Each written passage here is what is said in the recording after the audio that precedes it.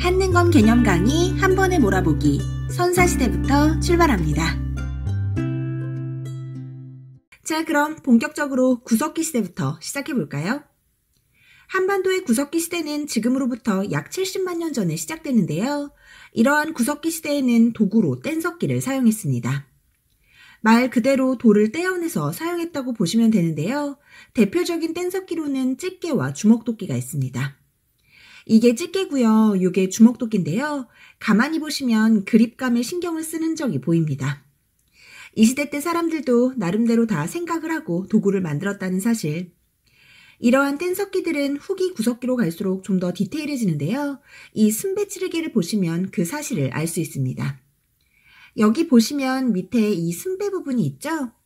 여기에 긴 장대를 연결해서 창과 같은 도구로 사용한 겁니다. 이렇게 뗀석기를 사용했던 구석기인들은 주로 사냥과 채집을 통해 먹을 걸 구했는데요. 한 지역에 살다가 그 지역에 먹을 게 떨어지면 먹을 것을 찾아 이동을 해야겠죠? 그래서 구석기인들은 이동 생활을 했고요. 집도 간단하게 동굴에서 생활하거나 막집을 지어 살았습니다. 그리고 또 사람들이 함께 모여 사는 무리사회였으며 풍족하진 않았지만 모두가 평등한 평등사회였습니다. 그리고 한 가지 더, 여러분들이 구석기 시대는요, 종교가 없어요. 구석기인들도 동굴에 벽화를 그리거나 조각상을 남기기도 했지만요.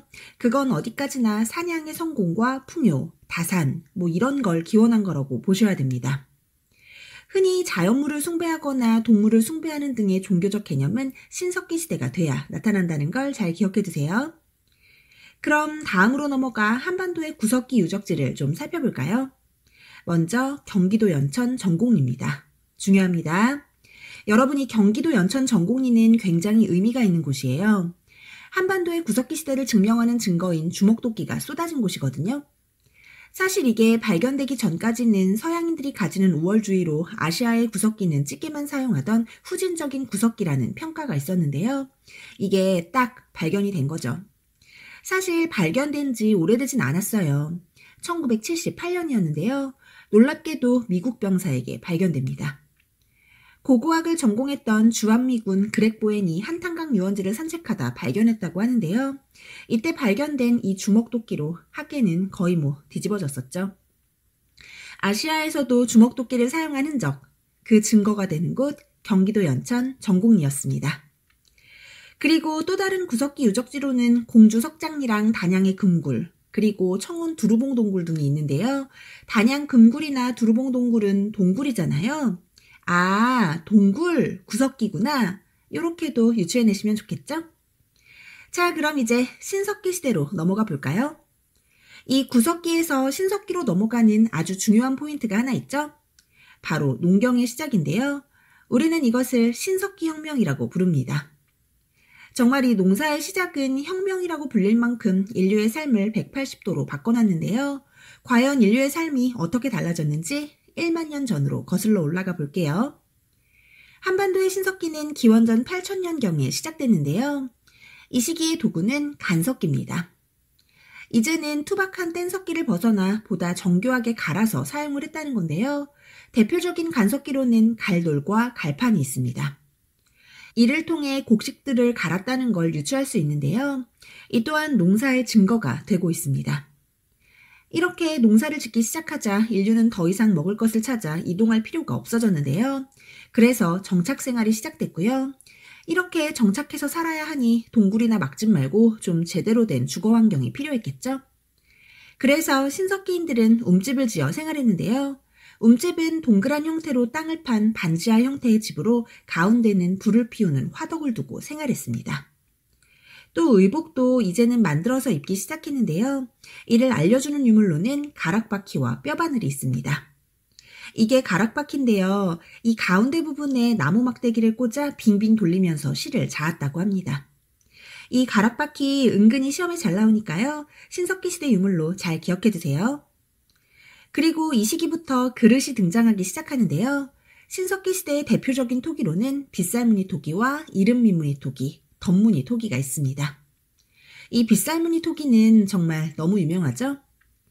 이러한 신석기 시대는 씨족들이 모여 사는 씨족사회였고요. 점차 규모가 커지면서 부족사회로 발전합니다. 또 이 시대 역시 구석기 시대와 마찬가지로 계급이 존재하지 않는 평등사회였고요.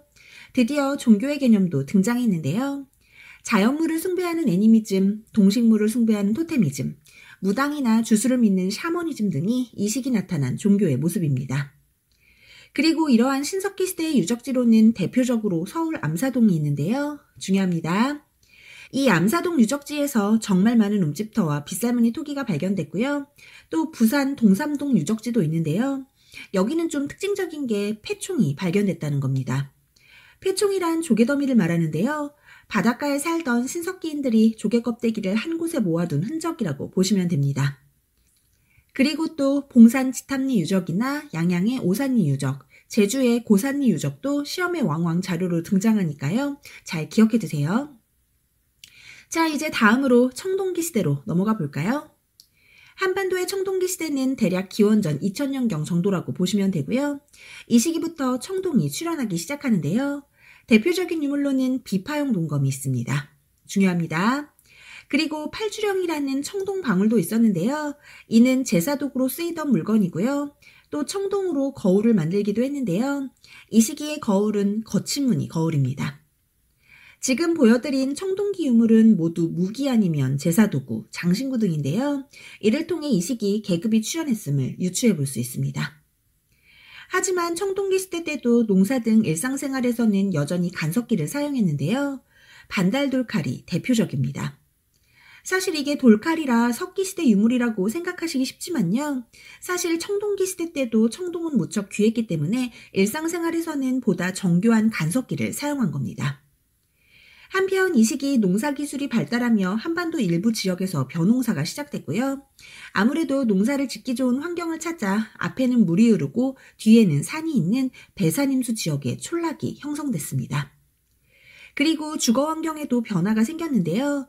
기존의 반지하 형태의 움집에서 벗어나 지상가옥화가 이루어졌습니다. 그리고 이 시기에 사용된 토기로는 민무늬 토기와 미송리식 토기가 있는데요. 이 미송리식 토기에는 손잡이가 있는 게 인상적이죠? 이러한 청동기 시대의 가장 큰 특징이 있다면 무엇보다 계급의 출현을 들 수 있는데요.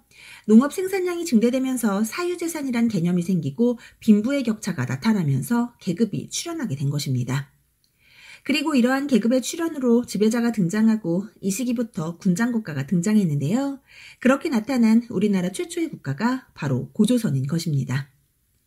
이렇게 청동기 시대에 지배자가 있었다는 걸 알려주는 유물로는 고인돌이 있는데요. 이 고인돌은 거대한 규모를 자랑하는 지배자의 무덤입니다.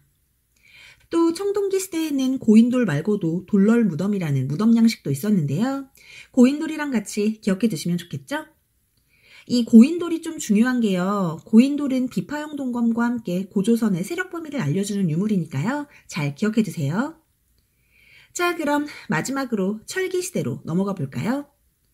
한반도의 철기시대는 기원전 5세기경부터 시작됐는데요. 드디어 인류가 철을 사용하기 시작하면서 이제는 무기뿐 아니라 철제 농기구 등 일상생활에서 역시 철기가 사용됐습니다. 이러한 철제 농기구의 사용은 농업 생산량을 더욱 확대시켰고 벼농사 역시 더욱 발달했습니다. 또 철제 무기로 인해 활발한 정복전쟁이 일어났고요. 이로 인해 이 시기 여러 연맹왕국들이 등장하게 됩니다. 하지만 이러한 철기 시대에도 여전히 청동기는 사용됐는데요. 청동은 철에 비해 무르지만 예쁘거든요. 그래서 제사용 도구나 장신구 등에서는 청동기가 사용됐고요. 이 시기 청동기 유물로는 잔무늬 거울을 들 수 있겠네요. 그리고 또 굉장히 중요한 유물이 하나 있는데요. 바로 세형 동검입니다. 이게 동검이라서 청동기 시대의 유물이라고 오해하기 쉬운데요.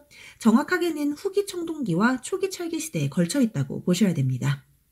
이 세형 동검은 오직 한반도에서만 출토되고 있으며 한반도의 독자적인 청동기 문화를 나타내는 유물이니까요. 잘 기억해 두세요. 그런데 이런 칼 같은 걸 이 시대 때는 어떻게 만들었을까요? 바로 요 거푸집을 이용해서 만들었습니다. 거푸집은 일종의 틀이라고 보시면 되는데요. 이러한 거푸집은 청동기 시대부터 사용됐습니다. 또 명도전이나 반량전, 오수전, 붓 등이 한반도에서 출토됐는데요. 이 명도전이 중국의 화폐거든요.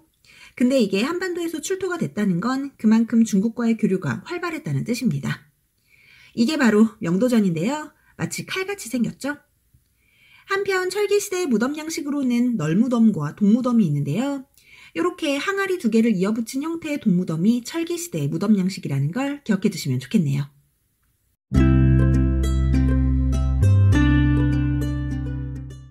고조선과 여러 나라의 성장으로 돌아왔습니다. 모두들 아시는 것처럼 고조선은 우리나라 최초의 국가인데요. 이러한 고조선 하면 딱 생각나는 거 있으시죠? 단군신화. 네, 맞습니다. 바로 그 단군신화에 고조선에 관한 많은 의미가 숨겨져 있는데요. 지금 저랑 같이 바로 분석해 보실게요. 제가 일단 핵심만 간추려서 요약을 해봤는데요. 환인의 아들 환웅이 비구름 바람신을 거느리고 내려와 땅을 다스렸다. 환웅은 사람이 된 웅녀와 결혼을 하여 아들을 낳았으니 그가 바로 단군왕검이며 홍익인간을 건국기념으로 고조선을 건국했다. 라는 내용입니다. 자, 그럼 환인의 아들 환웅, 이 부분부터 분석해 볼까요? 환인은 여러분들 다 아시는 것처럼 하늘신입니다. 그런데 그 아들이 내려왔으니 우리는 하늘신의 후예다 라는 선민사상을 내세웠다는 걸 알 수 있습니다. 그리고 비구름 바람신, 왜 하필이면 비구름 바람이었을까요? 이러한 것들이 뭐에 영향이 있으니까? 농사에 영향이 있으니까. 고조선이 건국된 시기가 농경사회라는 걸 유추할 수 있는 부분입니다.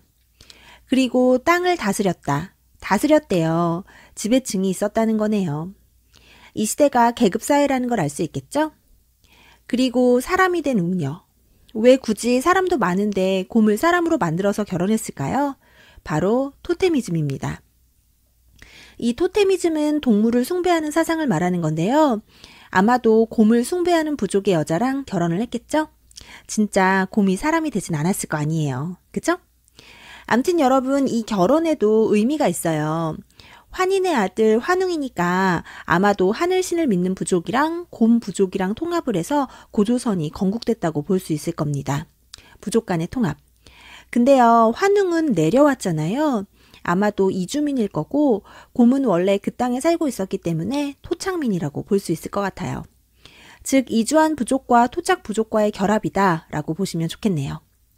아마도 이 과정에서 호랑이 부족은 배제가 된 것 같아요. 호랑이는 결국 사람이 못 되니까요. 그리고 너무 중요한 거, 단군왕검, 바로 이겁니다. 여기서 단군은요, 제사장을 뜻하고요, 왕검은 정치 지도자를 뜻합니다.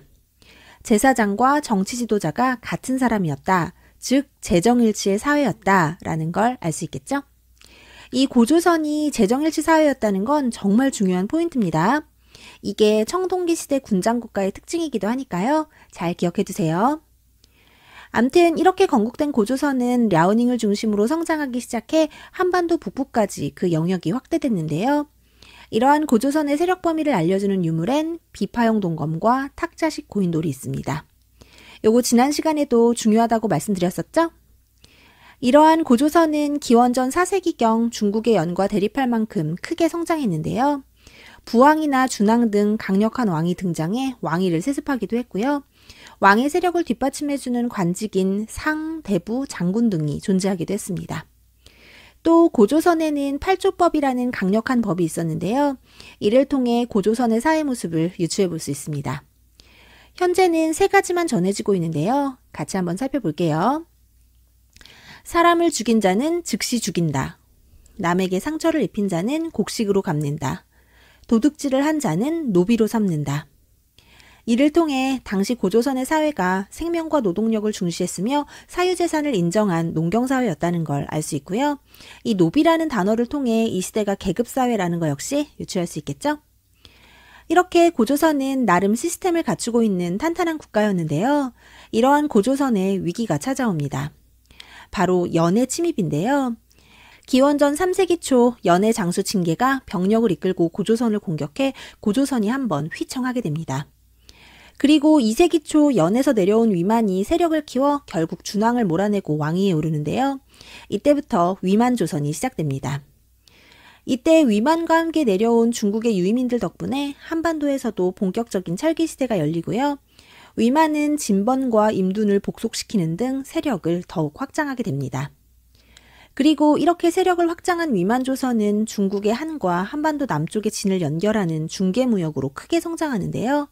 이러한 고조선의 성장을 견제하는 나라가 있으니 바로 중국의 한입니다. 결국 중국의 한무제는 고조선을 침략하는데요. 1년간의 긴 저항 끝에 결국 당시 고조선의 수도였던 왕검성이 무너지면서 고조선은 멸망하고 맙니다. 이때 고조선의 마지막 왕이 우거왕인데요. 이 왕검성과 우거왕에 관한 자료가 한능검에서 자주 보이더라고요. 문제에서 왕검성과 우거왕에 관련된 자료를 보시면 아, 고조선이구나 라는 걸 바로 캐치하실 수 있어야 합니다. 이렇게 고조선이 멸망한 이후 한은 고조선의 일부 지역에 4개의 군과 현을 설치하는데요. 이때 설치된 대표적인 한의 군이 바로 랑랑군입니다. 하지만 한의 군현이 설치된 지역에 원래 살고 있었던 토착민들은 이들의 억압과 수탈에 격렬하게 저항하는데요. 결국 랑랑군을 제외한 나머지 군현들은 얼마 지나지 않아 폐지되고요. 고조선이 멸망한 자리 새로운 나라들이 생기기 시작합니다. 그럼 이때 어떠한 나라들이 생겼는지 지도로 먼저 만나볼게요. 위에서부터 순서대로 부여, 고구려, 옥저, 동해, 사만이고요. 방금 소개해드린 랑랑군도 살짝 보이네요. 근데 쌤, 사만은 어딨어요? 마한, 진한, 변한을 합쳐서 사만이라고 합니다. 자, 그럼 이렇게 위치 파악을 했으니 각 나라별 특징을 좀 살펴볼까요? 먼저 각 나라들의 국가 형태를 왕의 유무로 좀 구분할 필요가 있는데요. 이 5개의 나라 중에 오직 부여와 고구려에만 왕이 있습니다. 그래서 부여와 고구려는 왕을 중심으로 한 연맹왕국이고요. 나머지 옥저, 동해, 사만은 군장국가의 형태를 띠고 있습니다. 그럼 왕이 있는 부여부터 좀 자세히 살펴볼까요? 부여는 왕을 중심으로 마가, 우가, 저가, 구가 4개의 가들이 모여있는 오부족 연맹체의 모습을 띠고 있습니다. 이렇게 중심에 왕이 다스리는 지역이 있고요. 동서남북 4방향으로 각 가들이 다스리는 지역이 있었는데요. 이를 사출도라고 합니다. 이렇게 왕과 사출도가 연맹 형태로 이어져 있다 보니 사실 부여의 왕권은 미약했습니다. 그리고 이 가들의 이름은 가축의 이름을 따서 만든 건데요. 마가는 말, 우가는 소, 저가는 돼지, 구가는 개입니다. 왜 부여는 이렇게 가들의 이름을 가축으로 정했을까요? 바로 당시 사회에서 가축이 중요한 역할을 했기 때문입니다. 사실 부여의 위치가 숭화강 유역의 평화지대였는데요. 그렇다 보니 농사도 지었지만 목축업도 활발하게 일어났습니다. 반농 반목이라고 반은 농사고 반은 목축의 모습을 띠고 있었던 건데요. 그렇다 보니 가축이 무척 중요한 재산이었던 겁니다. 그럼 다음으로 부여의 제천 행사를 좀 알아볼까요? 부여의 제천 행사로는 영고가 있습니다. 여러분, 이 나라별 제천 행사가 좀 중요합니다. 제천 행사라는 건 하늘의 제사를 지내면서 진행한 일종의 축제였는데요. 나라별로 다르다 보니 나중에 막 헷갈리거든요. 그러니까 지금 바로 저랑 같이 외우면서 가실게요. 부여는 뭐라고요? 영고. 부여, 부영고. 안 까먹겠죠? 그리고 부여에는 잔인한 풍습이 하나 있는데요. 바로 순장입니다. 일종의 생매장인데요. 왕이 죽으면 그를 따르던 사람들을 다 같이 무덤에 묻어버리는 무서운 풍습이었습니다. 또 부여에는 형사 취수제라고 형이 죽으면 형수를 아내로 맞이하는 결혼 풍습이 있었습니다. 그리고 부여는 나름 엄격한 법률이 있던 나라였는데요. 일책 12법이라고 만약 한 가지를 도둑질하면 12배로 배상하게 하는 법이 부여의 법이었다는 것도 좀 기억해 두시는 게 좋겠죠? 그럼 이제 고구려로 넘어가 볼까요? 고구려 역시 앞서 소개한 대로 왕이 있습니다. 사실 고구려는요, 부여랑 아주 색깔이 비슷해요. 왜냐면 고구려를 세운 주몽이 부여의 유이민이었기 때문인데요. 그렇다 보니 부여랑 고구려가 닮은 모습이 많다는 걸 좀 기억해 두세요. 그래서 고구려도 부여처럼 왕을 중심으로 오부족 연맹체의 모습을 띠고 있고요. 왕 밑으로 상가, 고추가 등의 대가들과 사자, 조의, 선인 등의 관직이 있었습니다. 또 각 가들이 모여서 하는 제가회의로 국가의 중대사를 결정하기도 했습니다. 그런데 이 고구려는 지형이 좋지가 못해요.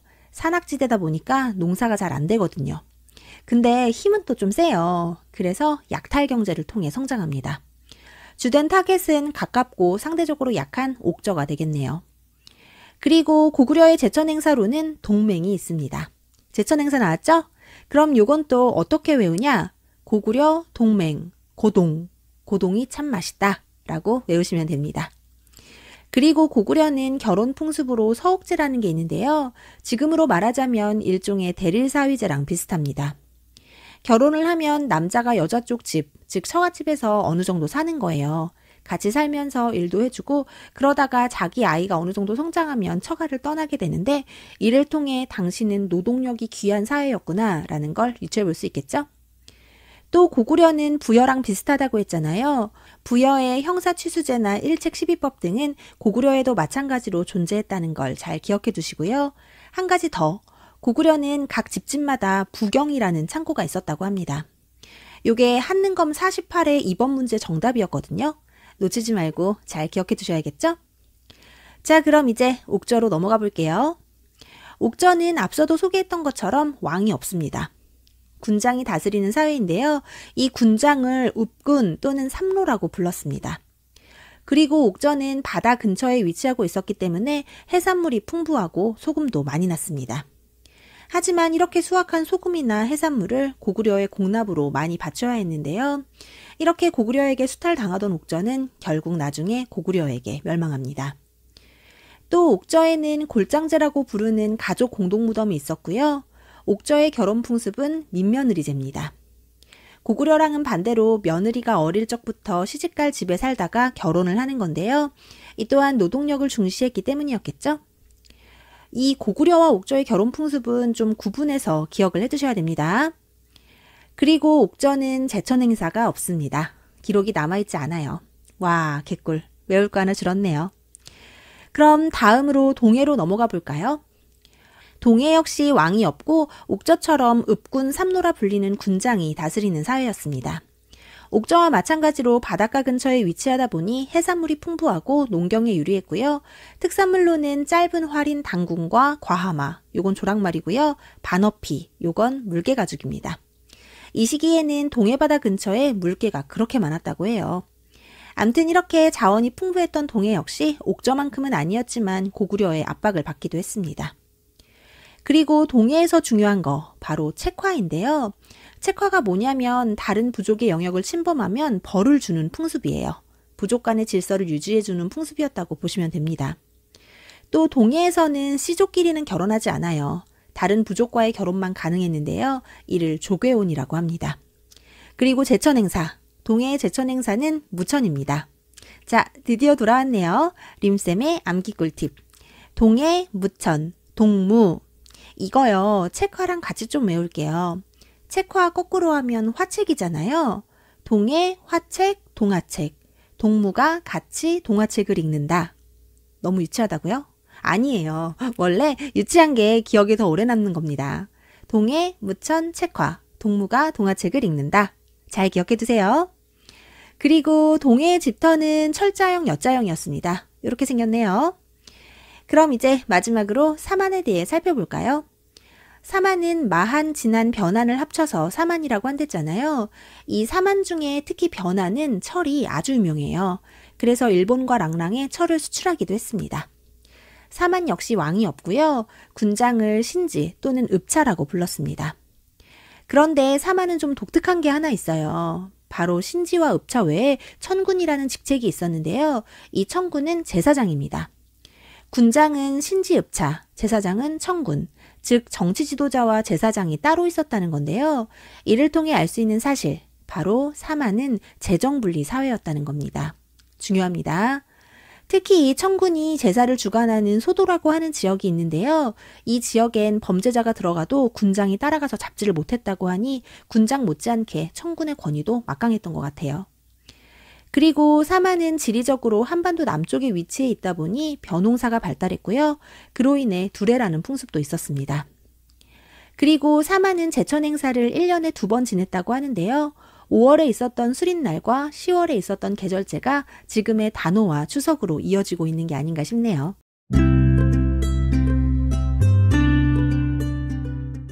이번 시간부터 고구려를 시작으로 본격적으로 삼국시대에 대해 공부해 볼 건데요. 우리는 고구려, 백제, 신라의 삼국시대를 고대라고 부릅니다. 지난 시간 공부했었던 거 기억나시나요? 우리나라 최초의 국가였던 고조선은 군장국가였고 그 뒤에 나타난 철기시대의 여러 나라들은 연맹왕국이었는데요. 이제 드디어 고대국가가 등장하게 된 겁니다. 그렇다면 고대국가는 과연 어떤 특징을 가지고 있을까요? 바로 탄탄한 왕권과 율령반포, 불교 공인, 활발한 정복전쟁, 그리고 정비된 중앙관제 등이 있는데요. 이를 바탕으로 중앙집권 체제를 갖춘 국가의 형태가 바로 고대국가입니다. 그렇다면 과연 연맹왕국이었던 고구려는 어떻게 고대국가로 발전할 수 있었는지 그 이야기 속으로 같이 한번 떠나볼까요? 고구려는 여러분들 모두 아시는 것처럼 주몽이 건국했습니다. 주몽은 원래 부여 사람이었는데요. 건국신화에 따르면 모든 특출났던 주몽이 금화왕의 아들들을 피해 졸본의 털을 잡고 나라를 세우게 됩니다. 그 나라가 바로 고구려인 건데요. 이러한 고구려의 시조 주몽은 동명왕 혹은 동명성왕이라고 부릅니다. 이때가 기원전 37년이었는데요. 건국 후 1세기 초 유리왕 때 도읍지를 졸본에서 국내성으로 천도합니다. 그리고 태조왕 때 드디어 옥저를 정복하게 되는데요. 옥저 기억나시죠? 늘 고구려의 수탈에 힘들어했던 나라였는데요. 결국 고구려에게 멸망한다고 했었잖아요. 그때가 바로 고구려의 태조왕 때였습니다. 이렇게 옥저를 흡수한 태조왕은 왕권 강화를 위해 왕위를 세습하기 시작하는데요. 이때부터 계루부의 고씨가 왕위를 독점 세습하게 됩니다. 그리고 고국천왕 때는 이러한 왕위의 세습이 형제 상속에서 부자 상속으로 바뀌며 왕권은 더욱 탄탄해지고요. 지금까지 부족적 성격을 띠고 있던 오부를 행정적 성격의 오부로 개편합니다. 이게 무슨 말이냐면요. 사실 고구려는 초기엔 연맹왕국이었잖아요. 왕을 중심으로 5개의 부족이 연합한 형태였으며 이때는 왕과 각 가들의 서열이 거의 같았거든요. 그런데 이러한 오부를 왕 밑으로 두어 왕권을 보다 강화한 겁니다. 현재 우리나라도 대한민국 안에 경상도니 전라도니 하는 행정구역이 있잖아요. 이런 것처럼 오부를 왕 아래 두어 왕의 통제를 받게 한 건데요. 이를 통해 고구려의 왕권은 더욱 강화되었고 고구려는 더 이상 연맹왕국이 아닌 고대국가로 자리 잡게 됩니다. 이렇게 왕권을 탄탄히 한 고국천왕은 민생 안정을 위한 구율제도를 마련하기도 했는데요. 이것이 바로 진대법입니다. 이러한 진대법을 주장한 인물은 을파소였는데요. 당시 재상이었던 을파소의 건의에 의해 만들어진 진대법은 배고픈 봄에 곡식을 빌려주고 가을에 곡식을 수확한 후 갚게 하는 춘대추납의 형식이었습니다. 이렇게 민생을 돌볼 수 있을 정도로 국가적 기틀을 마련한 고구려. 이제 승승장구 뻗어나갈 일만 남았는데요. 사실 이게 쉽지가 않습니다. 왜냐하면 고구려는 중국과 맞닿아 있잖아요. 그렇다 보니 중국과의 충돌을 피할 수가 없었는데요. 3세기 동천왕 때 중국의 위가 고구려를 침입하게 됩니다. 이때 고구려를 공격한 위의 장수는 관구검이란 인물이었는데요. 이러한 위의 공격으로 환도성이 함락되고 고구려가 한번 휘청하지만요. 4세기 초 미천왕은 이러한 고구려의 위기를 잘 극복해냅니다. 미천왕은 먼저 한해 9년이었던 랑랑군과 대방군을 축출하는데요. 여러분 랑랑군 기억나시나요? 제가 앞서 고조선 강의에서 고조선이 멸망한 자리 세워진 대표적인 한해 9년이 랑랑군이라고 소개해드렸었는데요.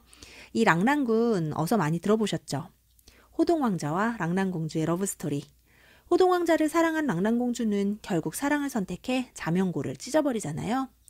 결국 이로 인해 랑랑군이 멸망하는데요. 이때 호동왕자가 바로 고구려의 왕자였습니다.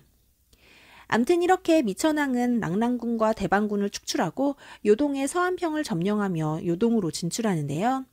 이로써 당시 중국의 전현과 대립할 만큼 고구려가 성장하게 됩니다. 하지만 이러한 고구려의 성장을 전현은 당연히 경계했겠죠. 결국 4세기 중반 고국원왕 때 전현이 침입하게 되는데요. 이 발음이 좀 그렇죠? 전현이 쳐들어온다! 참 고구려의 성장이 쉽지가 않습니다. 근데 다행히도 이 전현이 중국의 전진에 의해 망해요. 그래서 고구려가 다행이다 하면서 숨을 좀 돌리고 있었는데요. 이러한 숨고르기도 잠시 백제의 근초고왕을 만나게 됩니다. 이 4세기는 삼국 중 백제의 전성기거든요. 나중에 백제할 때 배우시겠지만 4세기 백제의 근초고왕은 정말 막강한 파워를 가지고 있었습니다. 한 나라의 전성기는 다른 나라의 위기인 법. 이때 백제의 침입으로 고구려는 정말 엄청난 위기를 맞게 되는데요. 당시 고구려의 국왕이었던 고국원왕이 전쟁에서 사망을 하게 됩니다. 여러분 이건 정말 당시 엄청난 이슈예요. 왕을 잃은 나라는 바로 멸망할 수도 있는 거거든요. 그런데 우리의 고구려 이러한 절대절명의 위기를 잘 극복해냅니다. 전사한 고국 원왕의 아들이 왕위에 오르면서 정말 뼈를 깎는 변화를 꾀하는데요. 그 아들이 바로 소수림왕입니다. 너무너무 중요합니다. 이 소수림왕이 없었다면 고구려의 전성기도 없었다고 말할 수 있을 정도로 소수림왕은 중요한 왕인데요. 그의 업적 3가지, 불교 수용, 율령반포, 태학 설립. 이 3가지는 정말 반드시 기억하셔야 됩니다. 그럼 하나씩 자세히 살펴볼까요? 먼저 불교 수용입니다.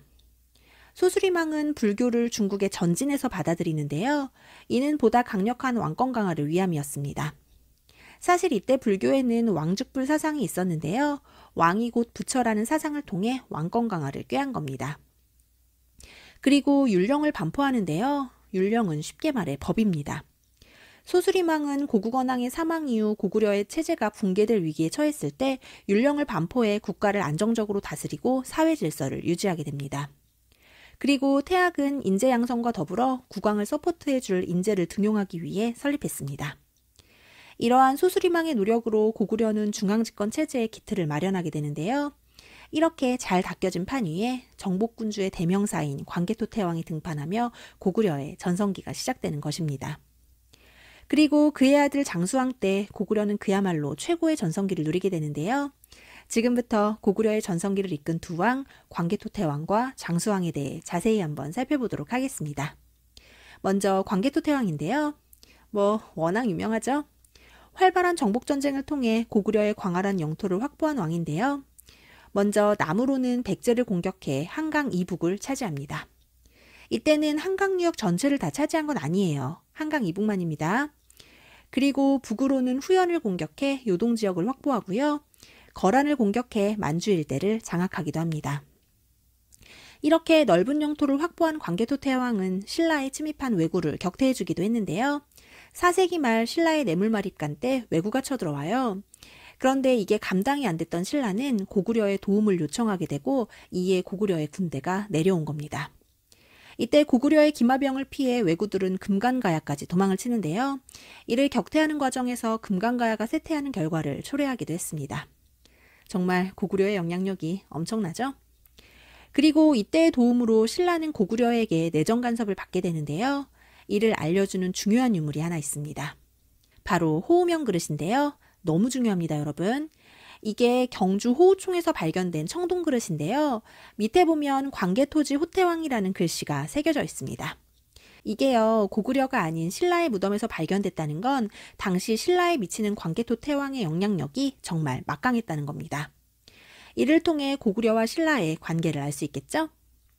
이러한 광개토 태왕은 영락이라는 독자적인 연호를 사용하는데요. 사실 이 연호는 중국의 황제들만 사용했던 건데 광개토 태왕이 우리도 중국과 동급이라는 자신감으로 딱 연호를 쓴 거죠. 이러한 광개토 태왕의 업적을 기리기 위해 그의 아들 장수왕이 광개토 태왕 능비를 세웠는데요.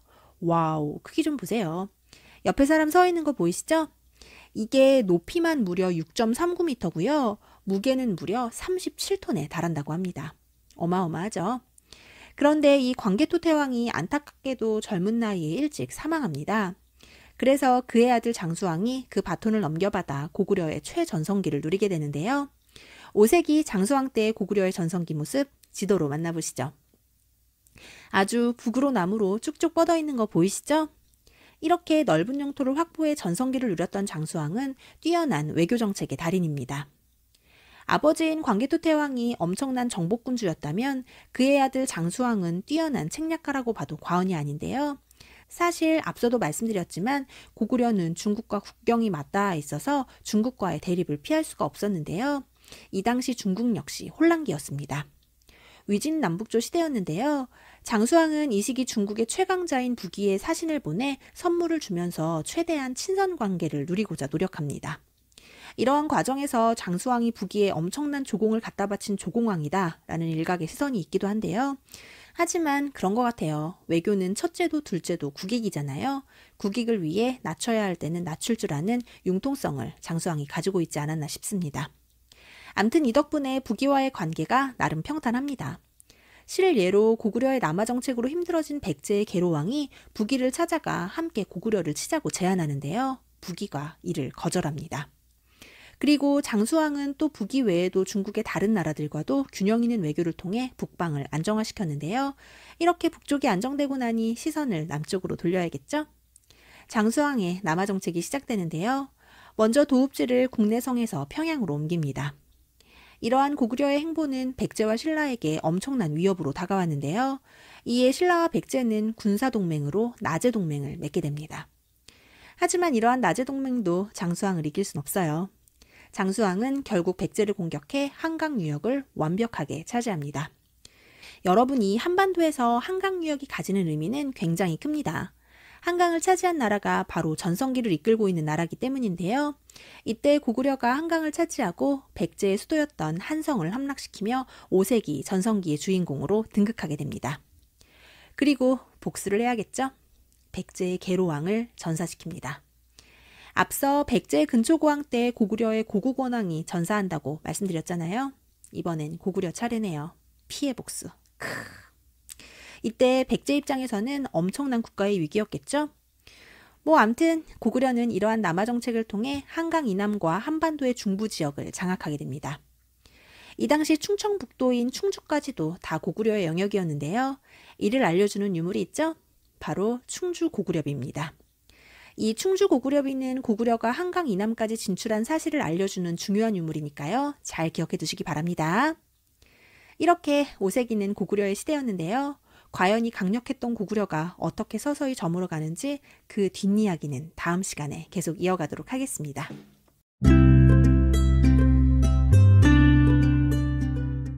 오늘은 백제에 대해 같이 한번 살펴보도록 하겠습니다. 백제는 기원전 18년 온조에 의해 건국됩니다. 여러분이 온조가 누구 아들인지 다들 아시죠? 바로 고구려의 시조인 주몽의 아들인데요. 온조는 주몽의 큰아들인 유리가 태자의 자리에 오르자 고구려를 떠나 남하하게 됩니다. 그리고 한강 유역에 자리 잡고 위례성을 도읍지로 새로운 나라를 세우는데요. 그것이 바로 백제입니다. 이러한 건국 신화를 통해 알 수 있는 사실은 백제는 고구려의 유이민이 한강 유역의 토착민과 함께 세운 국가라는 겁니다. 이렇게 건국된 백제가 중앙 집권적인 국가의 기틀을 마련한 건 3세기 고이왕 때가 돼서였는데요. 고이왕은 먼저 법령을 정비했고요. 왕을 중심으로 한 중앙집권 체제를 구축하기 위해 관등제와 관복제를 제정합니다. 왕 아래로 육자평과 16관 등을 두어 행정을 관리하게 하면서 각 관리에 맞는 공복의 색을 정한 건데요. 고이왕의 이러한 노력으로 백제는 고대 국가로의 기틀을 마련하게 됩니다. 그리고 고이왕은 마한에서 가장 영향력이 컸던 목지국을 병합했는데요. 이때 마한 전체를 다 병합한 건 아닙니다. 마한을 전부 병합한 건 4세기 근초고왕 때였고요. 고이왕은 목지국만 병합합니다. 그리고 드디어 4세기 근초고왕 때 백제는 전성기를 맞게 되는데요.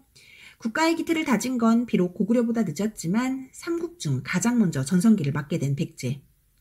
백제가 이렇게 가장 먼저 전성기를 맞게 된 이유는 무엇일까요? 그건 바로 한강 유역이라는 지리적 이점을 잘 활용했기 때문입니다. 제가 지난 시간 말씀드렸던 거 기억나시죠? 한강을 가진 나라가 바로 전성기의 주인공이라고 말씀드렸는데요. 시작이 한강이었던 백제가 가장 먼저 전성기를 누리게 된 것입니다. 이러한 백제의 전성기의 모습 지도로 먼저 확인해 볼까요? 와, 한반도의 중심에서 사방으로 영향력을 뻗치고 있는 모습 보이시죠? 이러한 백제의 전성기를 이끌었던 근초고왕은 활발한 대외 활동으로 유명한 왕인데요. 먼저 남으로는 앞서 말씀드렸던 것처럼 마한 전체를 병합해 한반도 남쪽의 곡창지대를 확보하고요. 북으로는 고구려를 공격해 황해도 일부를 차지하게 되는데요. 이러한 근초고왕의 파워풀한 정복전쟁으로 인해 고구려는 엄청난 위기를 맞았었죠. 바로 고구려의 고국원왕이 전사한 건데요. 여러분들 그거 아세요? 고구려는 중국과 국경을 맞대고 있어 건국 초기부터 중국의 침입이 잦았거든요. 하지만 단 한 번도 국왕이 전사한 적은 없었습니다. 그런데 딱 한 번 국왕이 전사했는데요. 그것이 바로 백제의 근초고왕 때였던 겁니다. 이를 통해 당시 근초고왕이 얼마나 막강한 파워를 가지고 있는 왕이었는지 짐작이 가시죠? 이렇게 고구려를 대위기에 빠뜨린 백제는 황해도 일부와 서남해를 모두 장악하게 되는데요. 이를 통해 요서 지역과 산동반도 그리고 일본의 규수해까지 진출하는 모습을 보입니다. 정말 대단하죠?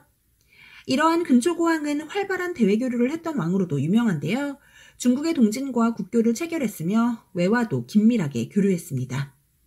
이를 알려주는 아주 중요한 유물이 하나 있는데요. 바로 칠지도입니다. 중요합니다. 이게 바로 칠지도인데요. 가지가 기둥 포함 총 7개가 있는 칼입니다. 그리고 가운데 금장으로 글씨도 새겨져 있어요. 철을 다루는 기술이 굉장히 뛰어난 사람이 만들었구나라는 걸 알 수 있는데요. 이를 통해 백제의 철기 문화가 상당히 우수했구나라는 사실을 짐작할 수 있습니다. 또 이 칼을 근초고왕 때 백제의 왕세자가 외 왕에게 하사했다고 하니 백제와 외가 정치적으로 상당히 긴밀한 관계에 있었구나라는 사실을 유추해 볼 수 있겠죠? 이 칠지도는요, 출제율이 꽤 높으니까요. 잘 기억해 두셔야 됩니다. 그리고 백제는 침류왕 때 불교를 수용했는데요. 동진에서 수용합니다. 좀 전에 백제가 동진과 활발한 교류를 했다고 말씀드렸는데 불교도 동진으로부터 들어왔네요. 이렇게 화려했던 백제의 4세기가 끝나가는데요. 4세기 후반 고구려의 광개도 태왕이 등판하면서 삼국의 판도가 바뀌고 백제에도 위기가 찾아옵니다. 그렇다면 과연 백제에는 어떤 위기가 있었는지 지금부터 같이 한번 살펴볼게요. 5세기는 그야말로 고구려의 시대입니다. 5세기 장수왕 때 최전성기를 맞은 고구려의 적극적인 남하 정책으로 백제는 위기에 처하는데요. 이에 대항하고자 비효왕은 신라의 눌지마리간과 나제 동맹을 맺습니다. 이때의 동맹은 군사동맹이었는데요. 이를 공수동맹이라고 하기도 합니다. 하지만 이러한 나제 동맹은 장수왕에게 큰 타격을 주지는 못합니다. 이에 백제의 계로왕은 당시 중국의 강자 부기에게 국서를 보내 도움을 요청하는데요. 부기가 이를 거절합니다. 이 부분 제가 지난 시간에 장수왕의 외교정책을 설명하면서 말씀드렸었죠? 결국 장수왕을 막아보고자 했던 계로왕의 노력은 실패로 끝나고 결국 수도인 한성이 함락되며 계로왕은 전사하고 맙니다. 국왕은 전사하고 수도는 뺏기고 정말 첩첩산중 국가의 위기가 아닐 수 없는데요. 그래도 일단 피신은 해야겠죠? 한성을 뺏긴 백제는 문주왕 때 부랴부랴 지금의 공주인 웅진으로 천도합니다.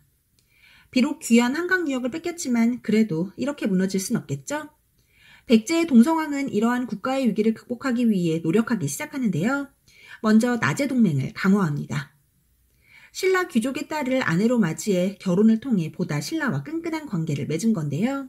이렇게 결혼 동맹을 맺을 때 신라의 왕은 소지마립간이었습니다. 또 동성왕은 남조와의 교류를 재개하며 다시금 백제의 도약을 꿈꾸는데요.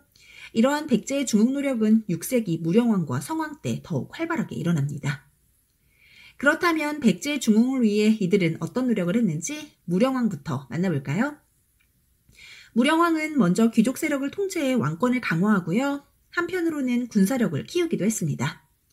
그리고 지방에 22담로를 설치했는데요. 중요합니다. 이 담로란 왕족을 파견한 지방의 행정구역을 뜻하는데요. 지방에 자신의 최측근을 보내 귀족들을 감시하고 통제한 겁니다. 이로써 왕권은 더욱 탄탄해졌겠죠? 그리고 백제하면 또 문화교류를 빼놓을 수가 없는데요. 이러한 백제의 활발한 문화교류를 알려주는 유물로는 무령왕릉이 있습니다. 중요합니다. 이 무령왕릉은 백제가 중국의 남조나 외와 정말 긴밀하게 교류했다라는 걸 알려주는 유물인데요. 먼저 이 무덤은 기존의 백제의 무덤 양식과는 다른 벽돌 무덤입니다. 이러한 벽돌 무덤은 남조의 영향을 받은 건데요. 놀랍게도 관은 금송으로 만들어졌습니다. 금송은 일본에서만 자라는 소나무인데요. 이를 무령왕의 관으로 사용했다는 건 그만큼 일본과의 교류가 활발했다는 뜻이겠죠? 이 밖에도 이 무덤에서 쏟아져 나온 수많은 유물들을 통해 백제의 활발한 교류 사실을 유추할 수 있습니다. 그리고 무령왕릉에서 중요한 거 하나 더요. 바로 이 무덤에서 지석이 발견됐다는 건데요. 지석이란 죽은 사람의 인적사항을 기록한 판석입니다. 일종의 묘지석이라고 보시면 돼요. 이곳에 누구누구가 잠들다 뭐 이런 거 있잖아요. 이러한 지석이 이 무령왕릉에서 발견이 된 겁니다. 사실 삼국시대 무덤들은 무덤의 주인을 알기가 어려워요. 그런데 무령왕릉은 이 지석 덕분에 무덤의 주인이 무령왕이란 사실이 밝혀진 거고요. 백제의 왕릉 중 유일하게 무덤의 주인을 알 수 있는 왕릉이기 때문에 굉장히 의미가 큽니다. 잘 기억해 두시는 게 좋겠죠? 그리고 백제가 다시 한반도의 주인공으로 우뚝 서길 누구보다 꿈꿨던 왕이 있습니다. 바로 성왕인데요. 성왕은 먼저 수도를 수로시설이 좋고 넓은 평야가 있는 사비로 천도합니다. 사실 옹진은요, 계획된 천도가 아니었잖아요. 고구려에게서 밀려서 피신한 곳이었기 때문에 수도로 삼기에는 사실 적합하진 않아요. 성도 좀 작은 편이고요. 그래서 성왕은 백제의 새로운 도약을 꿈꾸며 수도를 이전한 겁니다. 그리고 우리가 진짜 부여의 계통이다라는 사실을 강조하기 위해 국호를 남부여라고 고칩니다. 사실 백제의 시도인 온조가 주몽의 아들이잖아요. 주몽은 부여 사람이고요. 그렇다 보니 백제도 부여 계통인데요. 성왕은 이러한 부여의 정통성을 강조한 겁니다. 또 성왕은 통치 조직을 새롭게 정비하는데요. 중앙관청을 22부로 확대하고 중앙과 지방을 5부 5방으로 나누면서 행정구역을 개편한 겁니다. 그리고 마침내 꿈에 그리던 한강유역을 재탈환하는 데 성공하는데요. 하지만 이건 어디까지나 일시적인 탈환입니다. 왜냐하면 당시 한강을 차지하고 있던 고구려를 백제 혼자 감당하기는 좀 버거워요. 그래서 나제동맹으로 끈끈했던 신라와 힘을 합쳐 한강유역을 되찾은 건데요. 이때 성왕의 파트너가 신라의 전성기를 이끌었던 진흥왕이었습니다. 하지만 다들 아시죠? 진흥왕의 배신. 사실 이때 한강 상류는 신라가, 한강 하류는 백제가 갖기로 한 거였는데요. 한강유역 전체를 차지하고 싶었던 진흥왕이 백제를 기습 공격해 백제는 그만 한강을 뺏기게 된 겁니다. 성왕 입장에서는 제대로 뒤통수를 맞은 건데요. 가만히 있을 수 없죠? 전쟁이다! 신라와의 전쟁을 선포한 성왕. 관산성에서 신라와 큰 전투가 벌어지는데요. 안타깝게도 이 관산성 전투에서 성왕은 전사하고 맙니다. 저는요, 이 백제의 성왕을 비운의 왕이라고 부르고 싶습니다. 누구보다 백제를 사랑했던 비운의 왕 성왕. 과연 백제는 이렇게 무너지고 마는 것일까요? 아닙니다. 백제도 복수해야겠죠? 과연 이후에 백제와 신라의 관계는 어떻게 이어지게 될지 그 뒷이야기는 다음에 계속 이어가도록 하겠습니다.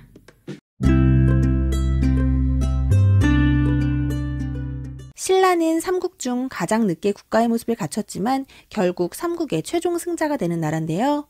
과연 신라는 어떻게 발전하게 됐는지 그 이야기 속으로 같이 한번 떠나볼게요. 먼저 신라의 성장 과정을 쭉 한번 살펴볼까요? 신라는 진안의 소국 중 사로국으로 출발하는데요. 놀랍게도 고구려, 백제, 신라, 삼국 중 가장 먼저 나라가 생깁니다. 기원전 57년 박혁거세가 경주에 터를 잡고 나라를 세웠는데요. 하지만 이때는 사실 국가의 형태로 보긴 어렵고요. 부족들이 모인 군장이 다스리는 사회였습니다. 초기에는 박석김 3개의 성씨가 돌아가며 나라를 다스렸는데요. 왕이라는 호칭도 사용하지 않았어요. 거서간, 차차웅, 이사금, 마립간을 거쳐 왕이라는 호칭을 사용했던 신라는 지리적으로 중국과 교류하기가 어렵고 선진 문물을 받아들이기가 쉽지 않아 아무래도 발전이 좀 더뎠습니다. 이러한 신라는 4세기 뇌물마립간 때가 되어서야 조금씩 국가의 형태를 갖추기 시작하는데요. 먼저 뇌물마립간은 진안을 정복해 낙동강 유역까지 영토를 확장합니다. 그리고 이때부터 김씨의 왕위 세습이 시작되고요. 군장의 칭호도 대군장이라는 뜻의 마립간으로 바꾸면서 조금씩 왕권을 강화해 나갑니다. 특히 고구려 할 때 배웠었죠? 신라의 왜구가 쳐들어왔을 때 고구려의 광개토태왕에게 도움을 요청했잖아요. 그때 신라의 왕이 뇌물마립간이었는데요. 다행히 고구려의 도움으로 왜구를 격퇴하는 데 성공합니다. 하지만 세상에 공짜는 없죠? 고구려가 왜구를 격퇴시켜준 대신 신라에 대한 내정 간섭을 강화했었는데요. 왜 신라 호우총에서 발견된 호우명 그릇, 그 그릇으로 인해 신라에서 광개토태왕이 미치는 영향력이 엄청났다는 걸 알 수 있었잖아요. 그래도 고구려를 통해 중국의 선진 문물을 받아들이며 근근히 힘을 키우고 있던 신라는 5세기 눌지마립간 때 백제의 비우왕과 나제 동맹을 맺으면서 고구려의 간섭에서 벗어나기 시작합니다. 이러한 나제 동맹은 소지마립간 때 결혼 동맹으로 더욱 강화됐었죠. 그리고 드디어 6세기 국가의 발전과 변화를 꾀했던 왕 지증왕과 버풍왕이 등장합니다. 이들의 노력으로 신라는 비로소 중앙집권 체제를 확립하고요. 마침내 6세기 중반 신라는 한강 유역을 차지하고 전성기를 누리게 되는데요. 신라의 전성기를 이끌었던 왕 바로 진흥왕입니다. 자, 그럼 지금부터 신라의 중앙집권 체제를 성립한 개혁군주 지증왕과 버풍왕에 대해 자세히 알아볼까요?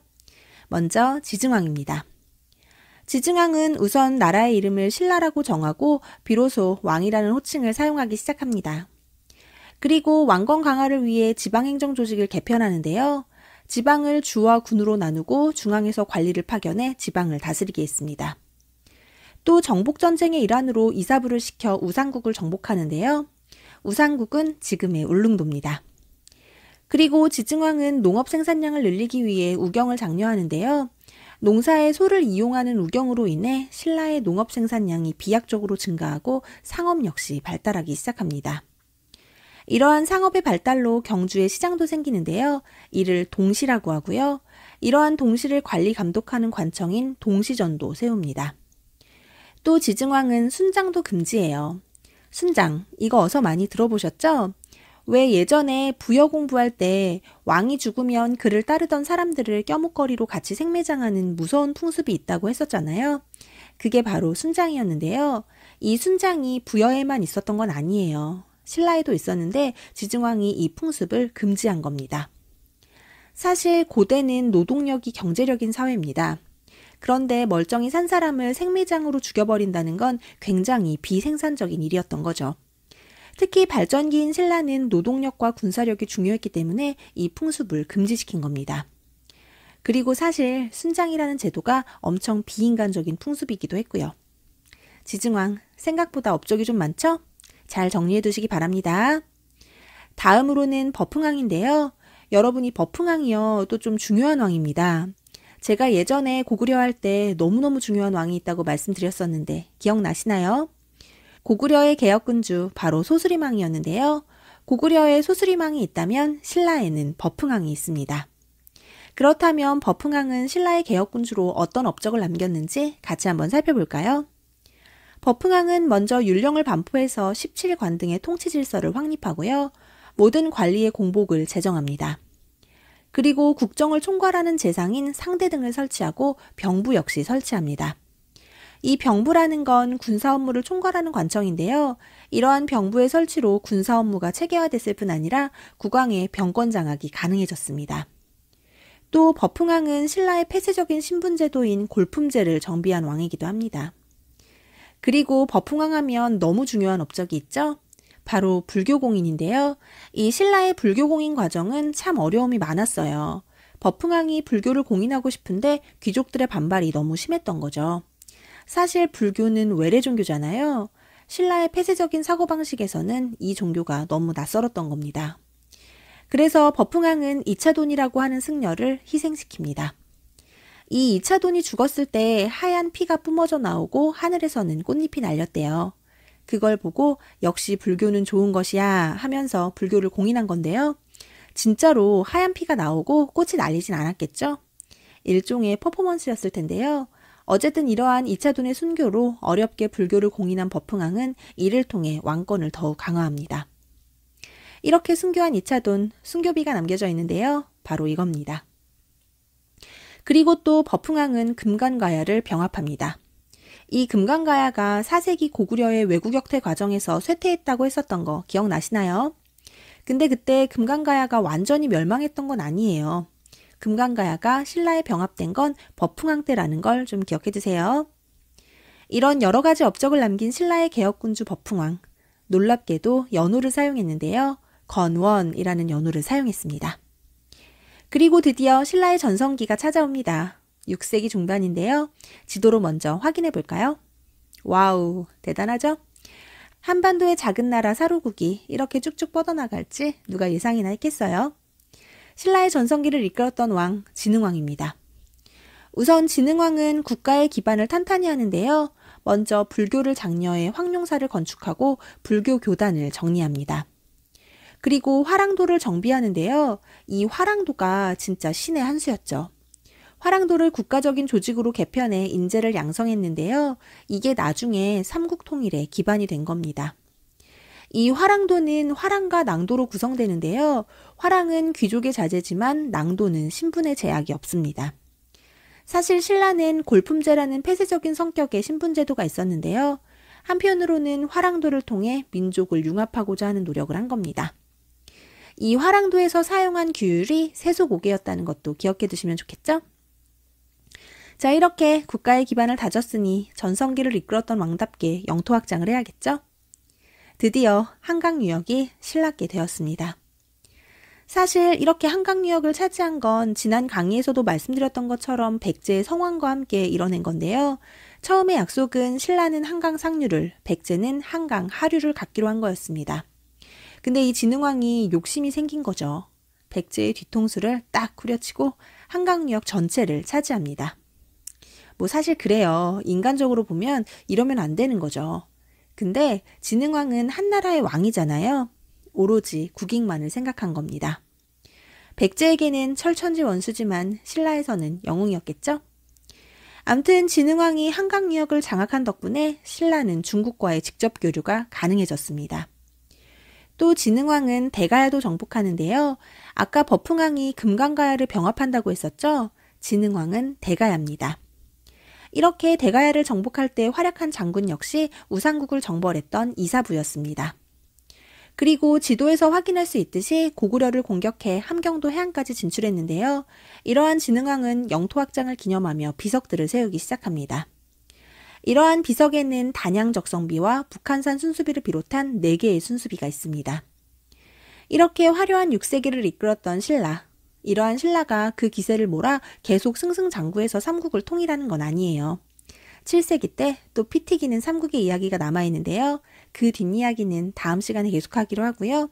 이 신라가 가지고 있는 독특한 제도 2가지만 확인해 볼게요. 먼저 화백회의입니다. 이 화백회의는 신라의 귀족회의인데요. 만장일치라는 특징을 가지고 있습니다. 이 회의의 의장은 상대등이고요. 이러한 귀족회의는 왕권을 견제하는 수단이기도 했는데요. 실예로 신라의 진지왕이 화백회의의 결정으로 폐위를 당하기도 했습니다. 이러한 귀족회의는 신라에만 있었던 건 아닙니다. 그럼 지금같이 삼국의 귀족회의에 대해 간단하게 살펴볼게요. 먼저 고구려의 귀족회의는 제가회의고요. 수장은 대대로입니다. 그리고 백제의 귀족회의는 정사함회의고요. 수장은 상좌평입니다. 또 신라는 말씀드렸죠? 귀족회의 화백회의고요. 수장은 상대등입니다. 이처럼 삼국은 모두 귀족회의를 가지고 있었는데요. 신라의 화백회의가 다른 귀족회의와는 다르게 만장일치 제도였다는 사실을 꼭 기억해 주세요. 그리고 신라의 색깔을 알 수 있는 또 하나의 독특한 제도, 골품제입니다. 골품제는 앞서 잠깐 언급했지만 신라의 신분제도고요. 맨 위에가 성골, 왕족입니다. 그 아래가 진골, 귀족이고요. 그 아래로 6두품부터 1두품까지라고 보시면 되는데요. 왕은 오로지 성골만 할 수 있습니다. 나중에 진골 출신 왕이 등장합니다만 어쨌든 굉장히 폐쇄적인 신분제도였다는 걸 기억하셔야 됩니다. 아무리 똑똑해도 6두품들은 올라갈 수 있는 관직에 한계가 있어요. 그리고 아무리 사랑하는 사이라도 계급이 다르면 결혼도 할 수 없었습니다.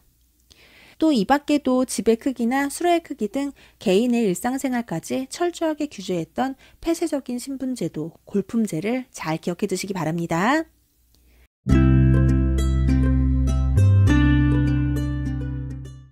지난 시간까지 우리는 삼국시대의 세 나라, 고구려, 백제, 신라에 대해 공부했었는데요. 중간중간 계속 존재감을 드러내던 나라가 있었죠? 바로 가야입니다. 우리가 이 가야를 계속 들어봤어요. 광개토태왕의 외구격퇴 과정을 배울 때도 금간가야가 쇠퇴했다는 등, 버풍왕이 금간가야를 병합하고 진흥왕이 대가야를 정복했다는 등 뭐 이런 식으로 계속 가야라는 나라가 등장하고 있는데요. 도대체 가야는 어딜까요? 위치부터 확인해 보시죠. 백제와 신라 사이에 있네요. 가야는 바로 변환이 있던 자리에 생겨난 소국들의 연합이라고 보시면 됩니다. 가야의 건국신화 들어보셨나요? 고대 가요 중에 구지가라는 노래가 있는데요. 거부가 머리를 내어라. 그렇지 않으면 구워 먹으리. 뭐 이런 내용입니다. 이 가야가 있던 지역에 사는 사람들이 구지봉이라고 하는 곳에 올라가 제사를 지내면서 부른 노래래요. 근데 이 노래를 불렀더니 하늘에서 붉은 보자기로 싼 금빛 상자가 내려옵니다. 그 안에 6개의 알이 있었는데 제일 먼저 나온 아이가 김수로고요. 이 김수로가 김해 지역을 중심으로 세운 나라가 바로 금강가야입니다. 지금도 김해에 가면요. 대성동 고분군을 볼 수 있는데요. 이곳이 금강가야의 왕과 왕족들의 무덤입니다. 이 가야는요. 변환에서 시작됐다고 했잖아요. 기억나세요?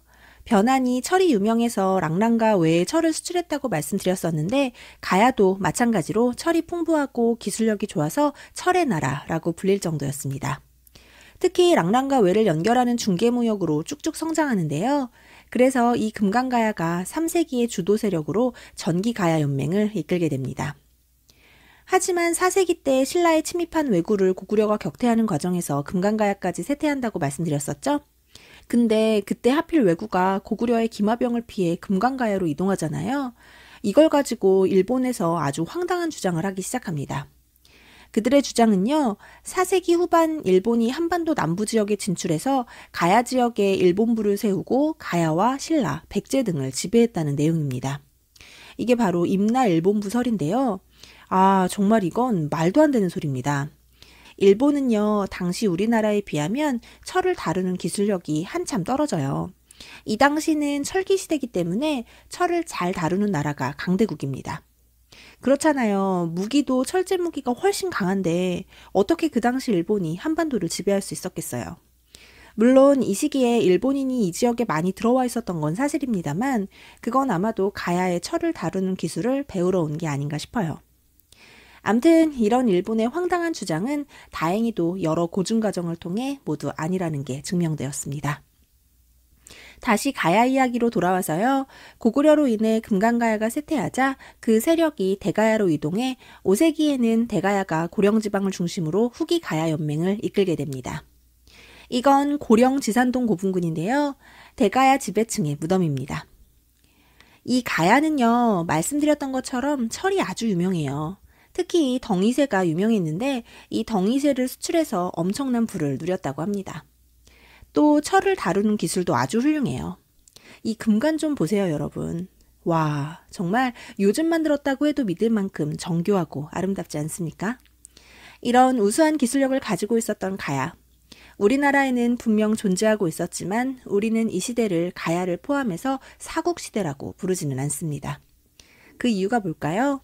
가야가 가지는 한계점, 바로 연맹왕국에 머물렀다는 겁니다.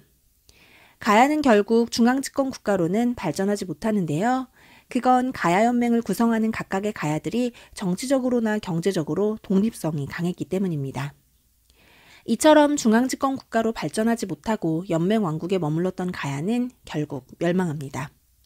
6세기 신라의 버풍왕 때 금강가야가 먼저 병합이 되고요. 진흥왕 때 대가야까지 멸망하면서 가야는 역사 속으로 사라지게 됩니다.